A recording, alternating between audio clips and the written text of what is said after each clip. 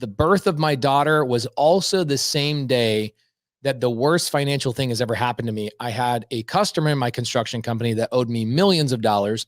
That customer filed bankruptcy, and all the money that he owed me was lost. That letter came in, the bankruptcy letter from that customer came in on September 20th, 2018, the same day my daughter Corbin was born. And as I drove to the hospital, my wife gave birth. We did the thing. I told my wife, hey, I'm going to go check in on our dogs and I'm going to go to the house. I'll be back.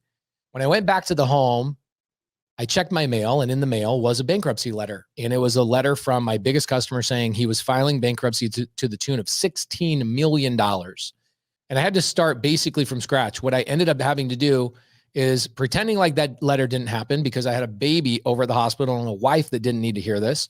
So I, ran back into my car. This is the Prius. I put the letter on my passenger seat next to me, and I could feel the weight of that letter.